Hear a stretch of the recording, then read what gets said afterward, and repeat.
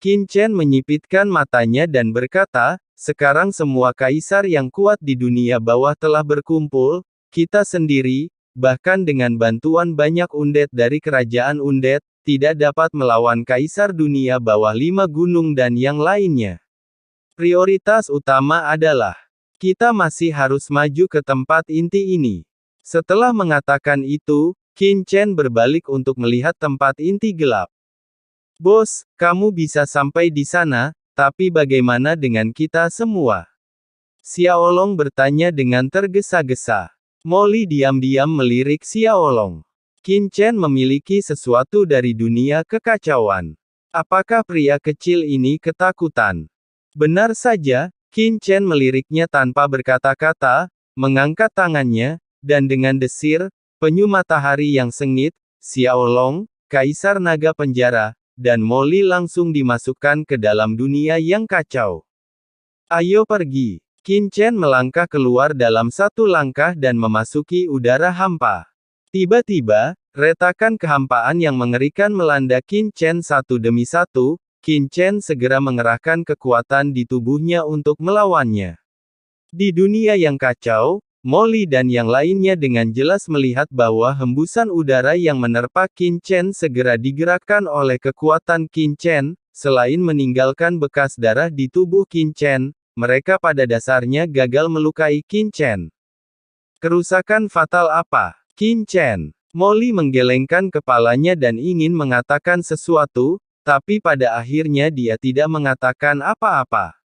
Di bawah penerbangan Qin Chen, tepat setelah sebatang dupa, tempat gelap di depan semakin dekat.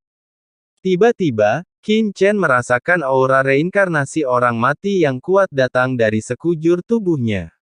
Saat berikutnya, dia menemukan bahwa udara kekosongan di sekelilingnya telah hilang sepenuhnya.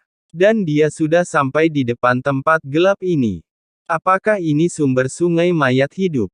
Qin Chen mengangkat kepalanya dan melihat ke tanah gelap di depan. Itu. Ketika Qin Chen melihat apa yang ada di tempat gelap, dia sangat terkejut. Gambar yang luar biasa ini. Apa yang muncul di hadapannya adalah dunia seperti jurang. Di dalam jurang tersebut terdapat patung-patung hitam yang digantung. Patung-patung ini padat, dan semuanya memancarkan aura kematian. Aura kematian ini sangat istimewa dan memberi manusia ada perasaan tak bernyawa, namun tubuh mereka masih hidup dan hidup. Ini sama sekali tidak terlihat seperti patung berukir, tapi seperti orang kuat yang terdiam di sini dan berubah menjadi fosil. Patung ini, yang tampak seperti orang kuat yang sudah mati, hanya tergantung di kehampaan yang gelap dan sunyi, memancarkan aura kaisar yang menakutkan. Aura masing-masing tidak lebih lemah dari aura orang kuat seperti Kaisar Naga Penjara. Beberapa dari mereka memberi Qin Chen perasaan bahwa mereka bahkan dekat dengan Kaisar Puncak seperti Kaisar Netherworld. Yang membingungkan Qin Chen adalah dia merasakan sedikit keakraban pada patung-patung batu ini, seolah-olah dia pernah merasakannya di suatu tempat sebelumnya. Mengapa saya merasa akrab dengan patung-patung ini? Apa yang terjadi dengan aura ini? Qin Chen melihatnya dengan saksama. Aura yang terpancar dari patung-patung batu ini agak mirip dengan undet yang pernah dia lihat sebelumnya. Itu adalah aura undet yang sangat jelas terlihat, jelas lahir dari sungai panjang undet.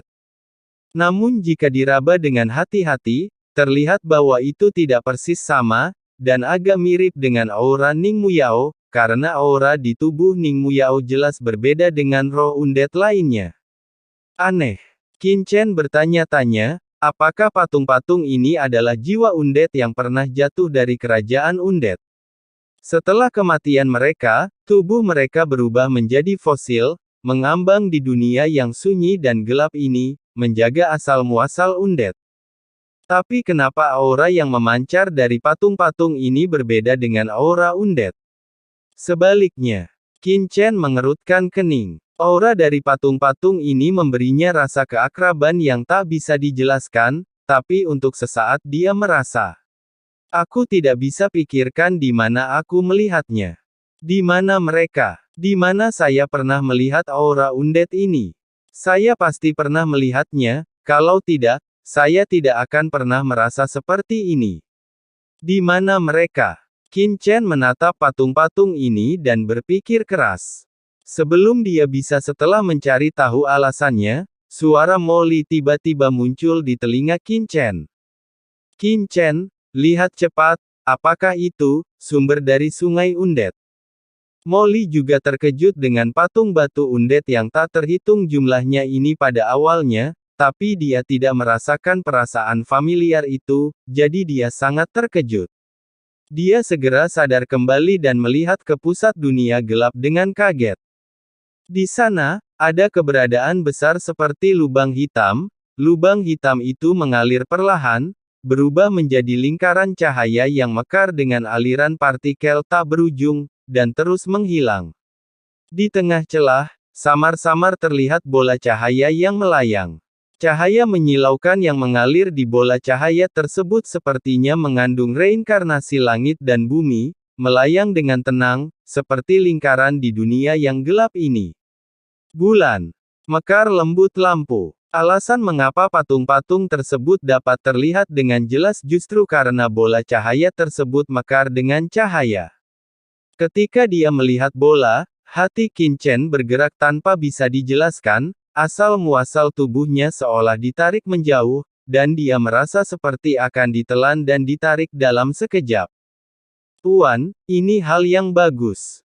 Saya merasa ini adalah hal yang bagus. Sangat nyaman, sangat nyaman. Sun Turtle melihat bola, matanya berputar, menunjukkan kegembiraan.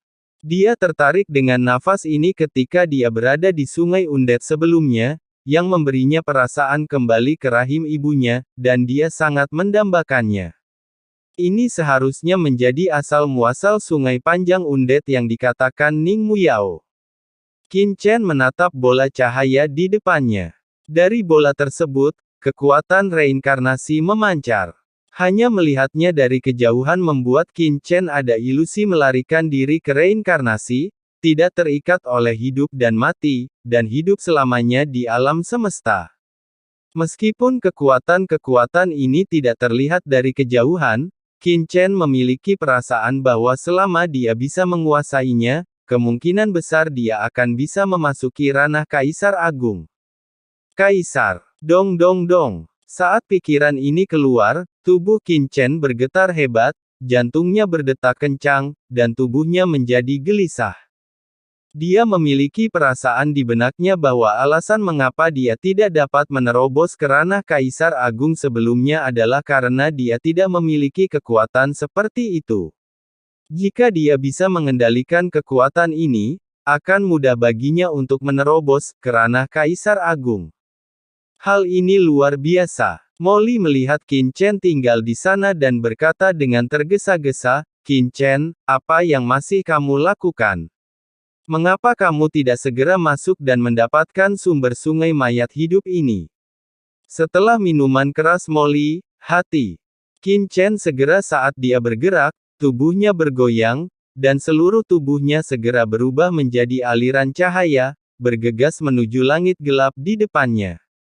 Berdengung. Begitu Qin Chen melangkah ke dunia gelap ini, semacam kekuatan yang berdenyut di jiwanya tetap ada. Saat berikutnya, Qin Chen sepertinya mendengar suara retakan dari sesuatu, dan dia langsung merasakan sedikit bahaya di benaknya, datang dari atas. Tidak baik. Qin Chen terkejut, dan dengan dentang, pedang ilahi pembunuh terbalik muncul di tangannya di beberapa titik, dan menebas ke arah atas kepalanya. Begitu terjadi ledakan, Qin Chen tidak punya waktu untuk melihat dengan jelas apa yang menyerangnya di atas kepalanya. Dia merasa seolah-olah pedang pembunuh terbaliknya telah mengenai batu besi yang tidak bisa dihancurkan, dan kekuatan mengerikan melintas dari atas kepalanya. Saat dia datang, seluruh orang itu terlempar dengan keras dan terbang ribuan kaki ke belakang. Dalam sekejap, Qin Chen terbang langsung keluar dari dunia gelap dan kembali ke tempat aman di luar. Apa itu? Mata Qin Chen berdenyut-denyut, dan dia mencoba yang terbaik untuk menekan aliran darah di tubuhnya. Dia menarik napas dalam-dalam dan melihat ke tempat dia diserang. Tepat di tempat dia diserang, sebuah patung batu memiliki wajah tanpa ekspresi dan perlahan mengeras kembali. Itu patung itu, Molly berkata dengan ekspresi ngeri di wajahnya, saat kamu memasuki dunia ini, patung yang paling dekat denganmu terbangun dan menyerangmu. Qin Chen menyipitkan matanya, patung-patung ini hidup.